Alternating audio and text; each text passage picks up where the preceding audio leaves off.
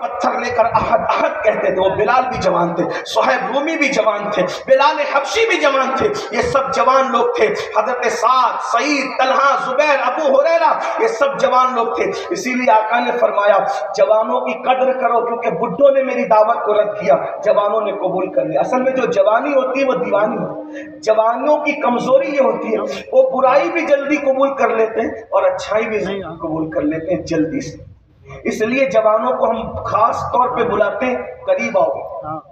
جوانی پاپ کے لیے نہیں، جوانی جرائم کے لیے نہیں،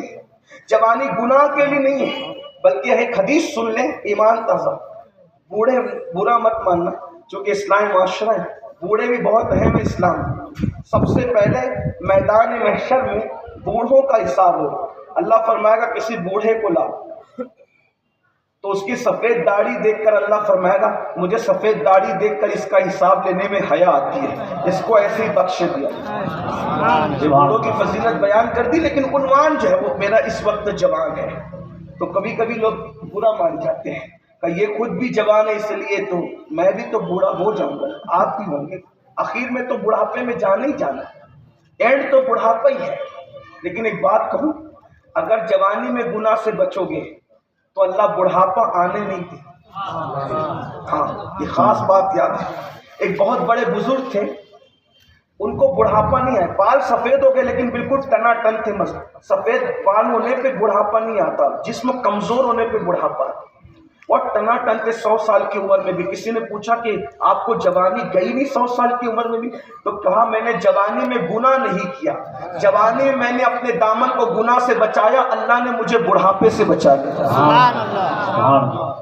اور ایک بات یہ بھی یاد رکھو میرے بھائیوں، اگر جوانی میں پاپ کرو گے، زنا، شراب، جوا، سٹا، حرام کام، کسی پہ ظلم، زیادتی، یاد رکھو اللہ دور نہیں۔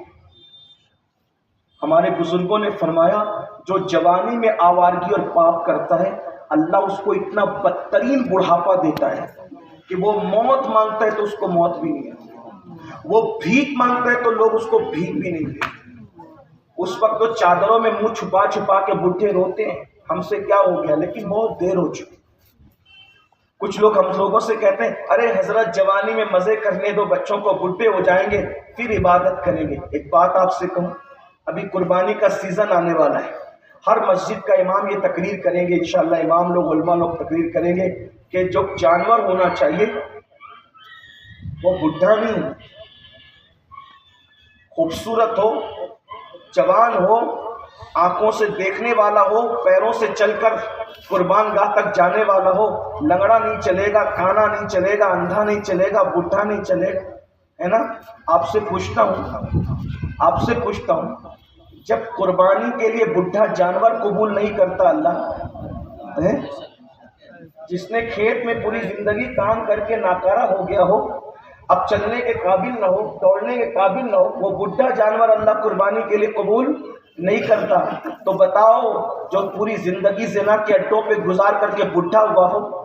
جو سٹوں کا کاروبار کر کے بڈھا ہوا ہو، جو عورتوں پہ پاپ کی نظر ڈال کر کے بڈھا ہوا ہو، جو مسلمانوں کا اور مسجدوں کا اور نمازوں کا مذاق اڑا کر کے بڈھا ہوا ہو، جو علماء پہ تانے کس کے بڈھا ہوا ہو، اب وہ بڑھاپے میں کہے گا کہ چلو میں اللہ والا بنتا ہوں، تو جب اللہ بڈھے بیل کو قربانی کے لیے قبول نہیں کرتا تو اللہ ان بڈھوں کو جنہوں نے اپنی پوری زندگی پاپ میں گزار دی اللہ کیسے قبول کرے؟ میں مایوس کرنے آپ کو نہیں آیا، لیکن ایک بات یاد رکھنا، اللہ کو محتاج سمجھا ہے؟ ارے جب کسی کے قابل نہیں رہے گا تو اللہ کے پاس آئے گا، جب کسی کے قابل نہیں رہے گا، جب تیرے پوتے بھی تجھے منہ نہ لگائیں، تیری پوتیاں بھی تجھ سے بھاگیں، جب بڑی بیوی کہے کہ جاؤ نا کیا گھر میں بیٹھے رہتے ہو، تھوڑا باہر بھی گھوم کے آیا کرو، تب مسجد جائے گا، تو اللہ پاک کیسے قبول کرے؟ اللہ کو تو جوان پسند ہے، جوان، اس کو جوان بھی پسند ہے اور جوانی کی عبادت بھی پسند ہے۔ اللہ کے رسول علیہ السلام فرماتے ہیں جو عبادت کرنے والے جوان ہیں، جوان، اللہ ان لوگوں کو بوڑھوں پہ وہ فضیلت دیتا ہے جو نبیوں کو اللہ نے عوام پہ فضیلت عطا فرمائی، جیسی فضیلت مرسلین کی، نبیوں کی، پبلک پر ہے،